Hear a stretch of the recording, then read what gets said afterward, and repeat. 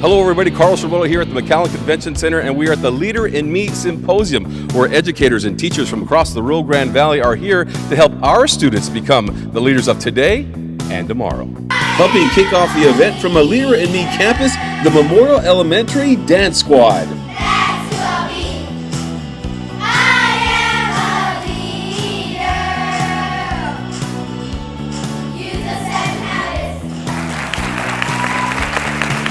Nervous and excited because I know that we all would do good. I was a little nervous before, but when I started dancing, I felt really good.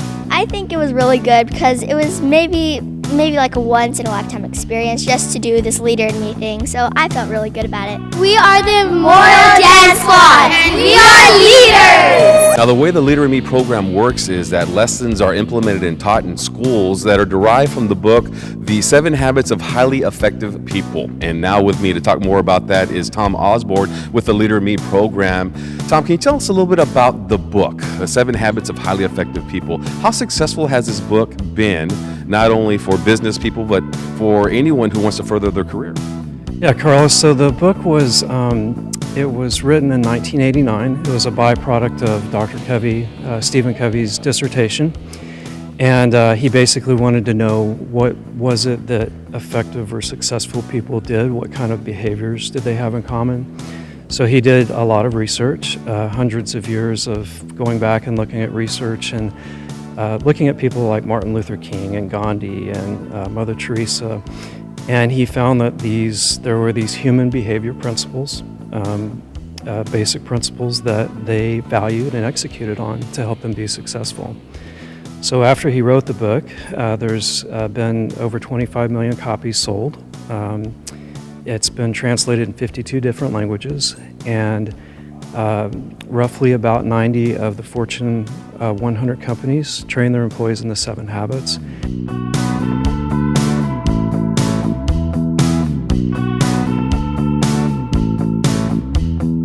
Okay, so West Local ISD is taking on a big role here at this symposium. Not only are students dancing, but some of our teachers and administrators are actually presenting here at the symposium. And with me now is Miriam Zamora, who is from Kleckler-Held Elementary. Tell me a little bit, Ms. Zamora, how are the students transforming from just regular students to leaders?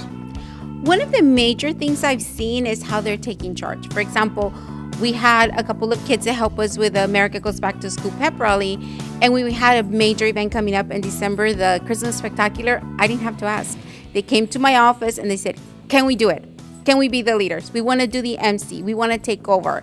And I think that alone speaks a lot about what the teachers are doing in the classroom and how they're helping each child find the leader in them. You've had it there at Airport Elementary for some time now. What are the parents saying?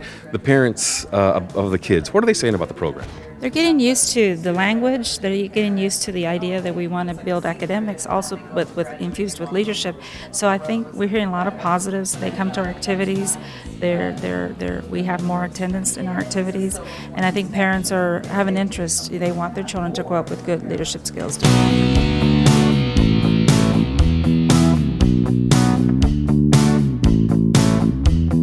So what are the 7 habits of highly effective people? Let's ask the educators.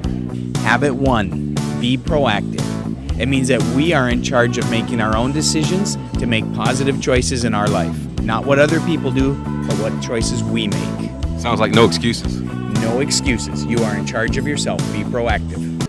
Begin with the end in mind is another habit that we try to instill with our students. They have to have a clear vision of what they're trying to accomplish. So when you begin with the end in mind, you try to establish a set of blueprints on how to reach that goal and how to obtain your goal, what you're trying to accomplish. Sounds like you got a pre-plan before you set out to do something. Absolutely, absolutely. Sharpen the saw is something that we do so that students can be their own self and be their own self-motivators. For example, they can take ownership to brush their own teeth without having parents to tell them to do so. They can go ahead and do their homework studies on their own so that they can sharpen their own saw so that in turn they can bring it to their own lives and to their school itself. Okay, synergize is a habit of teamwork and cooperation. Students are able to work together collaboratively, share victories, and help others. Think win-win. Think Win-Win is thinking about the ultimate goal and what you're going to work towards to as a team together, either as a campus or as a district or as a grade level. So Think Win-Win is what is the ultimate goal, and let's work together to get to that, versus Think Win-Lose. Think Win-Lose is the opposite, which is basically thinking of just yourself. So again, Think Win-Win is what is the ultimate goal together.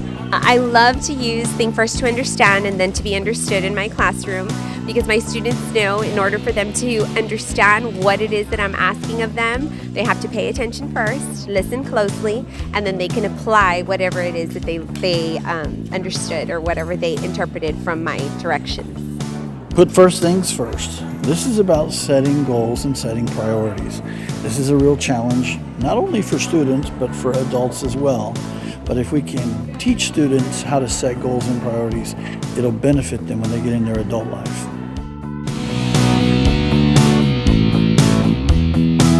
I finally brought up all my courage and decided to go to the front office and asked if I could read my poem over the intercom. And well, they said yes. So after the afternoon announcements, it was my time to shine and read my poem. I was scared. My heart was beating. I was kind of sweating. I read my poem and I felt amazing. I was not scared anymore. And ever since then, I've wanted to be on stage. And well, here I am.